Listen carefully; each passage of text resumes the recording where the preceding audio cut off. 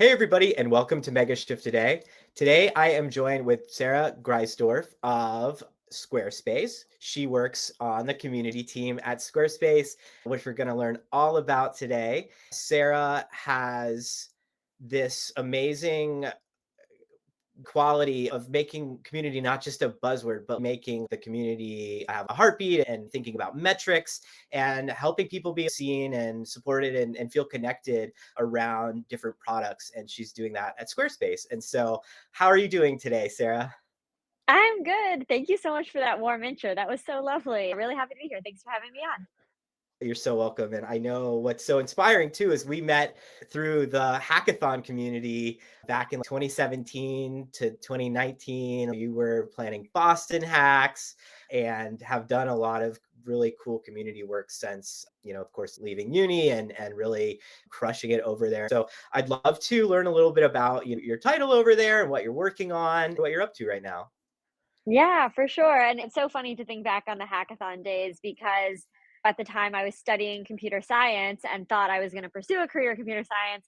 And then when I look back, I'm like, oh, what I really was doing was community building all along. And so it's interesting kind of mentally rewriting that narrative and kind of re understanding myself and my own interests through a different lens. But yeah, I've been at Squarespace for 4.5 years. And right now, I run our team of community managers who are specifically supporting the Circle community, which is our community for web designers, freelancers, developers who are building websites and online presences for clients specifically. So you might think about the typical Squarespace user who has an idea for a business or is getting married, and so they come and create a website themselves. I work with folks who work with clients who maybe want an extra hand doing that. They don't know how to do it, or they don't have the time to do it, or they just want to get a pro involved. So we help the designers really succeed and thrive with their businesses built around the Squarespace platform. Nice, nice. Thank you. So yeah, these are folks who are really versed in how Squarespace works. It's like this community of people who like really get Squarespace and are able to kind of hop in and help end users put together something. And so that's a really unique thing because it's like there's the customers who are getting websites like who ultimately of course pay for the Squarespace subscription, but then you have this really engaged community of talented designers and freelancers, like you mentioned, that are essentially doing what they love, making a living, doing this type of work. And so that's where the community angle really comes in and why connection and driving that engagement is such a big piece of this kind of ripple effect and creating that marketplace. So, yeah, thank you for sharing your background and what you're up to. So, what does that look like on a day-to-day basis? This circle program. Yeah, absolutely. So we run a lot of different programs and have a lot of different offerings for our community. We have over 100,000 circle members, is what we call them, within our program. We try to offer a lot of different avenues for engagement, kind of wherever you are in the world, wherever you are in your business. So we have different members on my team who kind of orchestrate each of these different programs. But one of our like kind of main places that our partners connect every day is our forum. We have a kind of broader forum that's available to all Squarespace customers, and then we have one that's gated just for our circle partners. And so we do a lot of day-to-day interaction there, very classic like seeded content, trying to drive engagement with various things. On our forum, we host our events calendar. We host a monthly talk show every month called Circle Live. We originally hosted an orientation and then learned that nobody wants to come to orientation, but they'd love to come to a talk show. So that's kind of our staple event every month. And we run a lot of other initiatives along the year. Paying partners for putting their clients on the platform is a big one, but they really all culminate in our annual conference, Circle Day, which takes place early fall every year and is really our full worldwide gathering of partners. And so a lot of our day to day is interacting with the community. One of our goals this year was to get on the phone with 150 partners. And so that kind of broke down to a couple partners a week. So we're pretty regularly in contact with the community and then mostly sending a lot of emails and sitting in a lot of meetings talking about how we can make our partner experience better. Nice, nice. Thank you. Yeah, that's awesome. And it sounds like it's a lot of fun. Yeah, it's great having that anchor event to make that the cyclical planning, of course, and like a lot of things kind of lead up to that. That's when some of the launches or announcements happen. So where does Circle Day occur? Is it a virtual event or is it in person?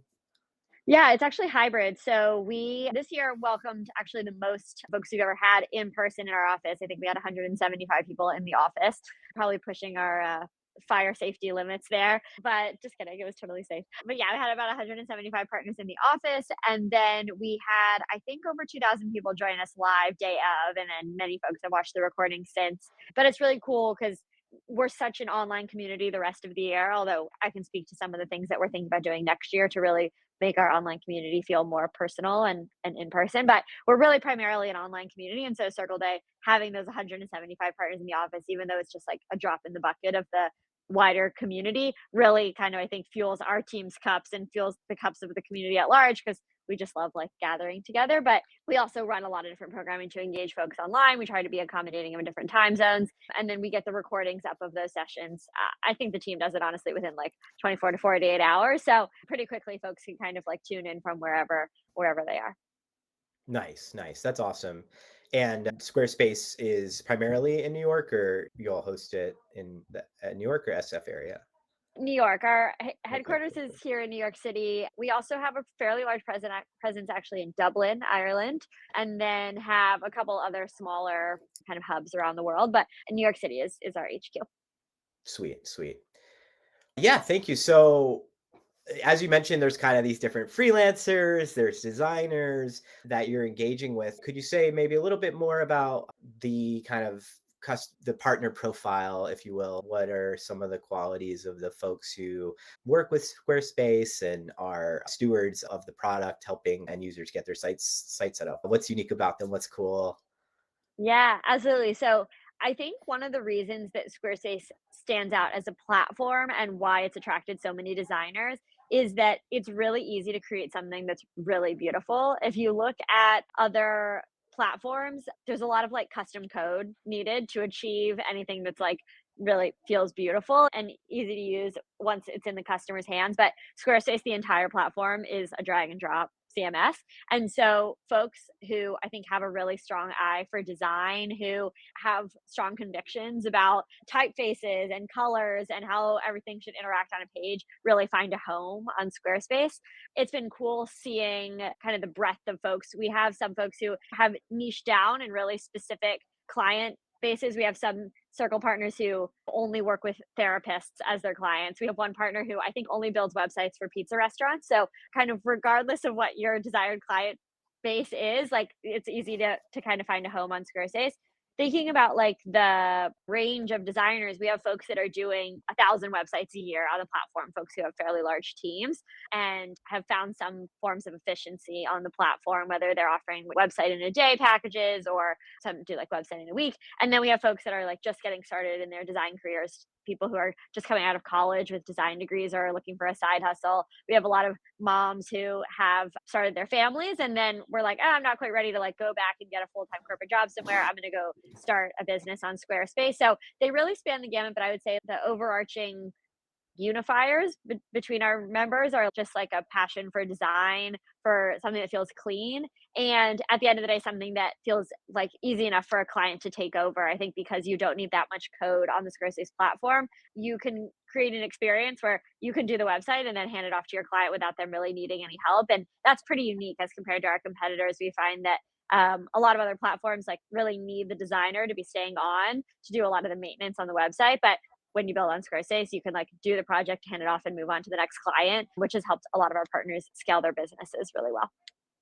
Yeah, that's fantastic. And it sounds like in that model, community is really strategic. And it seems like your leadership is pretty big on community because there's all this investment of time in your team and kind of curating this. So, in your view, why is building community and connection important for a company like Squarespace? And kind of what are some of the maybe guiding principles of your team that you lead that kind of inform that?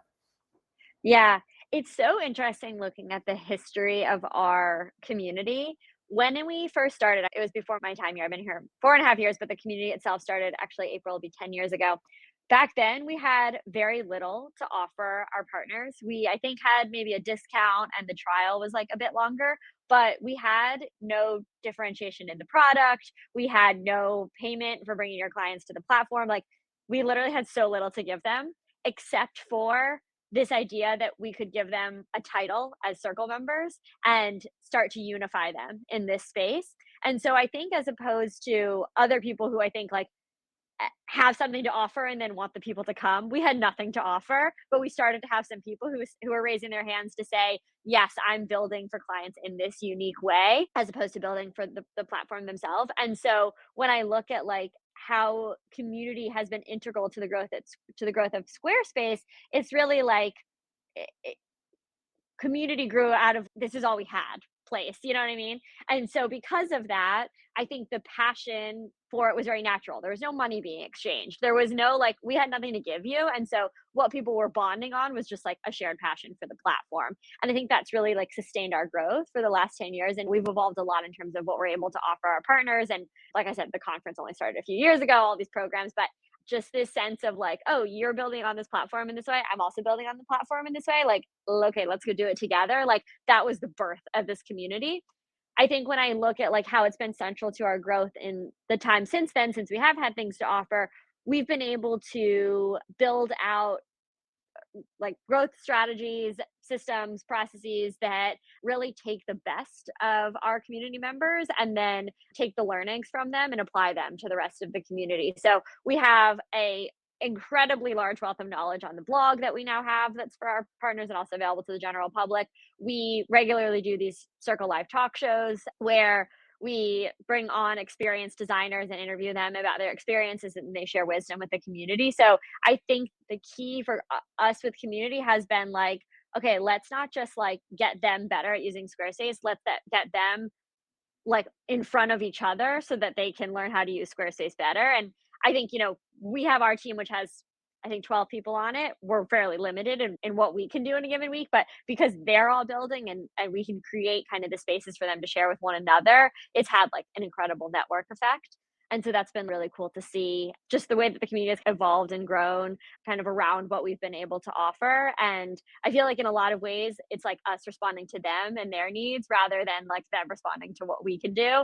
And that's been really very inspiring. Yeah, that's awesome. That curation and just creating that space for that product affinity to not only just be like pure passion, but have it connect people and exchange best practices and train each other or share funny stories and like the talk show you mentioned. And so, there's this interesting role that I think the community space plays. And like for those listening, like community roles are those, it's like an extension of marketing or sales, right? And so there's a lot of people who have this community professional title. It's a space, it's a cottage industry, and it's obviously being used by a lot of SaaS companies, right? So could you speak a little bit about what you think community does for a business and kind of some of the metrics that you try to align with? Yeah. I think I'll answer the second part of the question first in terms of Okay, like sure, metrics we sure. try to align with. So, and then I can talk about kind of like where community fits in. So, at the end of the day, we're trying to drive website subscriptions just like the rest of the part of the business. I think the unique benefit to the business model that we have on our side of the house is like when you recruit one designer, they might go on to do 100 websites, whereas the rest of the business is trying to get one customer to build one website. And so we can really take advantage of the network effects on our side. So while we're trying to drive website subscriptions, we're also trying to recruit as many designers as possible to come because one designer could be, like I said, 100 websites. So in terms of metrics that we're tracking, it's, website subscriptions, how much revenue are those websites driving? Are they selling anything once they're on our platform? That's obviously additional revenue from Squarespace. I think the role that community plays in the business is we have such a tapped in network of users that you're just like not going to find when a website is just part of someone's like business suite, right? If you think of like a restaurant, they're trying to operate the restaurant, they happen to need a website. It's going to be hard to like get them to adopt a lot of new features when they're like mostly focused on running their website. But our community is like folks who are really dialed in on building websites. And so we have like such an engaged network. And because we've been able to take advantage of this like channel partner kind of effect, we have a built-in group now. So every time we launch something new, we're not just telling one person they're like going and telling like all of their clients. And so it costs us very little to get new messages in front of them because they're the ones that are doing the marketing on our behalf to their clients, which has been really huge. I think the really cool thing about it being a community, about them talking to one another is, there's only so many ways that we can communicate how to use a specific product, but they really have taken it upon themselves to teach one another. So we have a lot of our community members make YouTube videos. They're in the forum answering questions, or they are meeting up at our conference and then having one-on-one coffees after. And so they're answering questions that otherwise would have come to our support queues, otherwise would have come into our emails. They're just handling all of that. So our responsibility is to get the messages in front of them. From there, we see that a lot of the education really ends up happening between members. And so we're able to scale a lot of the like content that we're trying to get in front of them. I think that has a ton of, I mean, we see it like trickle down effects then to those like revenue numbers, right? Because, if we're trying to push our new invoicing product, like we are going to tell them about our invoicing product like 12 times in over the span of a couple months. Fortunately, some of them are going to pick up that message that we're trying to put out. They're going to then share it with the community in their conversations. And then we go and see, more circle members creating websites for clients that end up needing invoicing. So it's been cool. I feel like community, we often say, is like such a black box. We put in some messaging and we like ask them to do some things, and then what comes out the other side sometimes feels like a mystery. But what we know is like what's happening inside that box is that they're like talking to another because we've talking to one another because we've like created the spaces for them to do so. Right, yeah, that's awesome, and so, yeah, there's a hard quantitative output, and then the inputs kind of like the messages you create, the programs you all drive, and chatter, and so I know you've shared some thoughts about, like, how AI and new tools, like, kind of make the actual day-to-day responsibilities of a community manager of your team kind of streamline. What are some of those kind of, reading forums and creating tactical plans based on customer complaints, right? Or customer excitement, right? So there's some things that translate like pretty low-hanging fruit, but what are some of the kind of advantages that you're looking at now and kind of exploring with this Cambrian explosion of all the new tools and opportunities?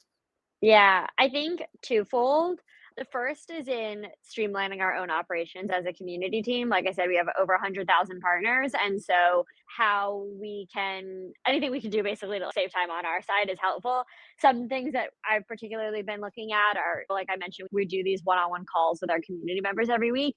A lot of those notes are just kind of sitting in a sheet where we like are documenting the calls. But we recently implemented Notebook LM at Squarespace. And so dropping all of those notes from the community as we take these calls in there. So then as you have running questions, what are our platinum, our highest tier partners, what are our platinum partners saying about their experiences with priority support? You can just ask the notebook and it'll just tell you. So you no longer have to like command F like support and scroll through the like 100 calls that we did. You could just be like, and it'll like summarize it for you. So I think that's one thing. And then we're trying to get better at taking those insights and circulating them with the rest of the organization. What previously would have taken us a significant amount of time, we're now able to greatly streamline. That's kind of the first thing, is like how can we streamline our efforts. The second is how can we better personalize the ways that members are hearing from us so that they're not having to cut through the noise that we're creating to get to the messages that are going to be most impactful for them. So this is really like a future facing thing, but we're thinking about how we can look at what our partners are doing. They're like starting new websites that are for restaurants, or they're like browsing a lot of our like invoicing related content and then sending them personalized messaging saying, hey, saw that you were doing a lot of browsing on invoicing content. Did you know that we had a talk show episode last month where we talked about that? Did you know the talk show is happening again this month? You really should come. We'd love to see you there.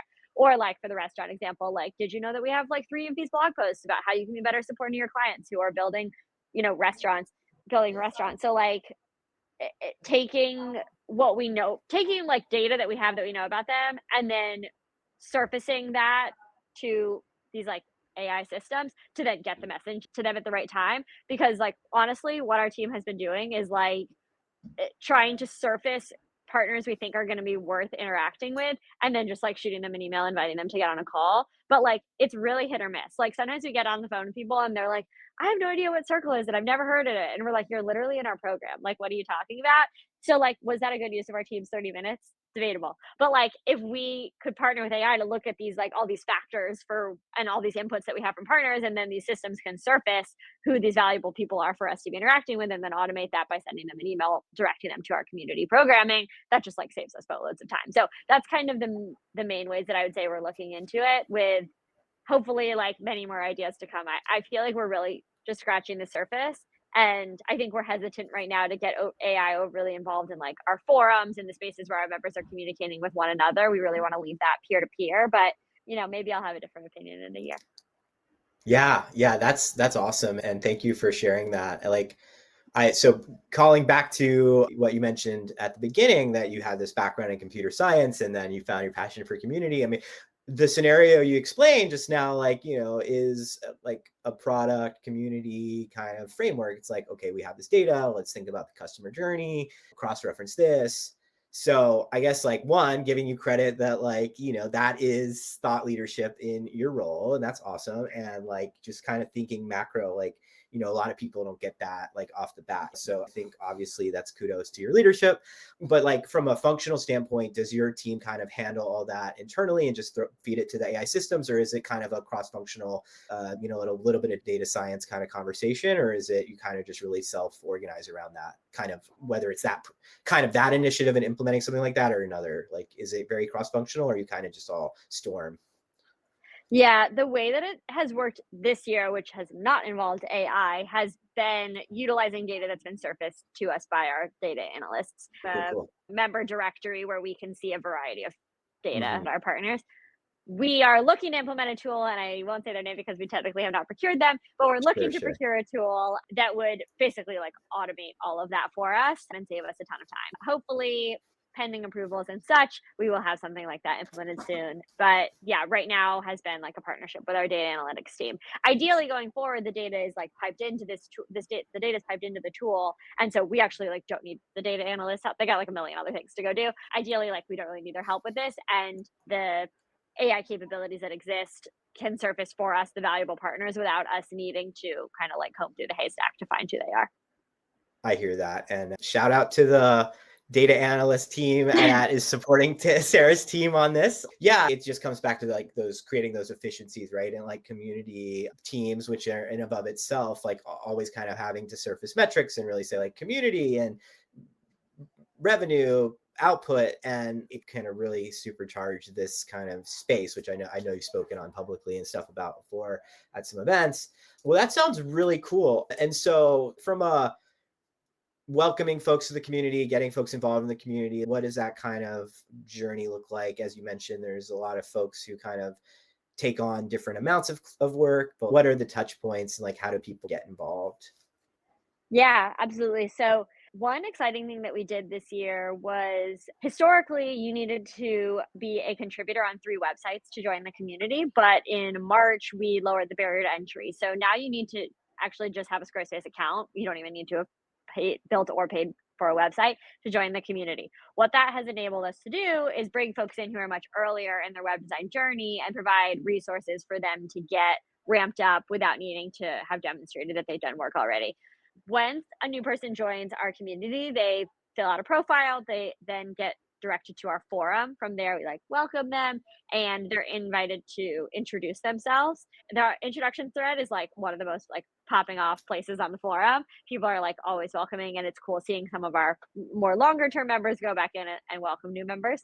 We have an automated email series that goes out. Each step of that email series introduces you to a new part of our program, whether that's the forum or the talk show or the blog or the referral payment program where we are paying circle members for putting their clients on the platform. So each touch point welcomes you to a different part of the program that way. From there, our members really just get kind of like thrown into our regular set of comms. So that is, our monthly newsletter. We send out weekly release notes so you can see everything that's new with the program. We have certain benefits that are only available to our gold and platinum partners, which are our second and third statuses. And so our silver partners, who are often the newest, get kind of more of a targeted weekly release notes that is more like fine tuned to not include basically things that they don't have access to. So really focused on like including content about like getting started with Squarespace. You have a really great getting started with Squarespace and a getting started with Circle blog post that is often included in there. And then just like information on new products that are coming out.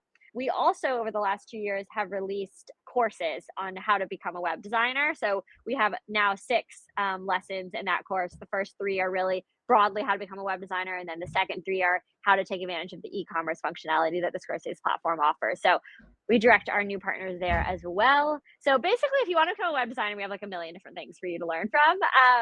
But yeah, we really try to start with that introduction thread so you feel like safe to contribute on the forum and know that this is a place that you can come back to ask your questions as you get going on your journey.